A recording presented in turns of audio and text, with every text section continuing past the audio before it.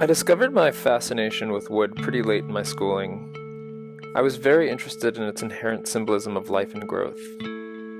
My journey began when I discovered an exciting cutting pattern that allowed me to physically bend wooden beams without the extensive steaming process. My first experiment was to test the boundaries of the wood, which can be seen here with this circular sculpture. I then set out to create my first work, which I later called Refuge.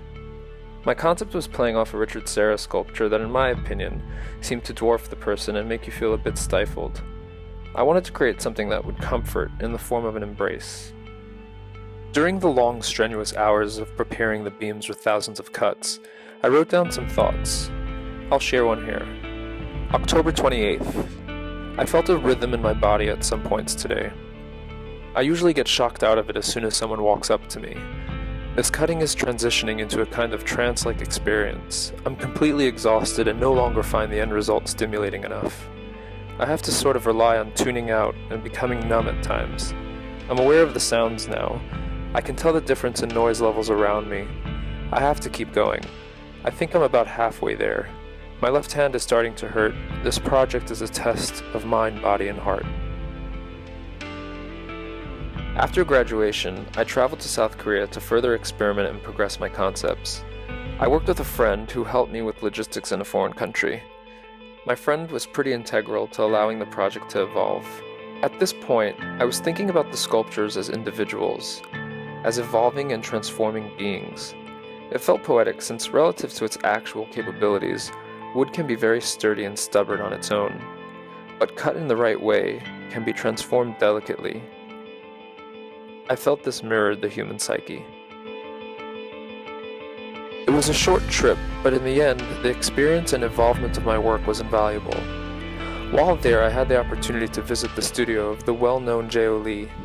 With my friend as interpreter, I received valuable feedback on my own work, as well as learned from J.O.'s masterful form. This shaped my work going forward.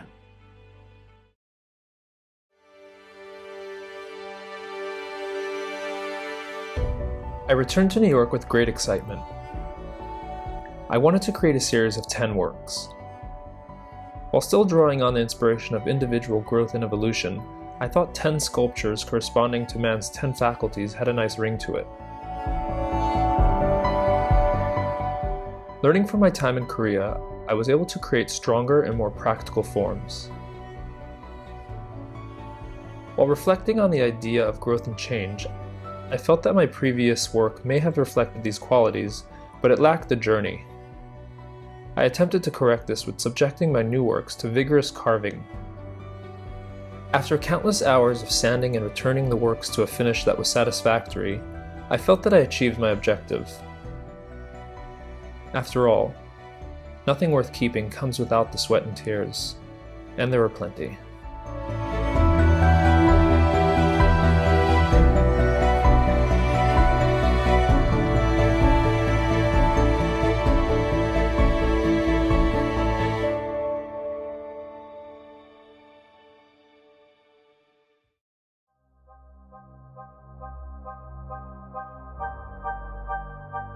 Shortly after I completed this series, I got married and moved down to Australia.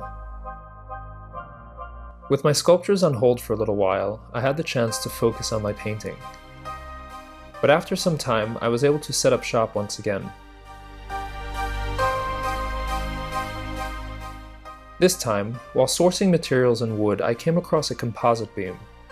This means that the wooden beam is put together from many smaller pieces. With current affairs and the world suddenly finding itself changing and evolving, you can possibly make the case that it's evolving in harmony. While until now my sculptures represented the individual's path of development, I thought this newfound wood would take on a new meaning for my work. Perhaps one that represents unity, a unifying growth and transformation.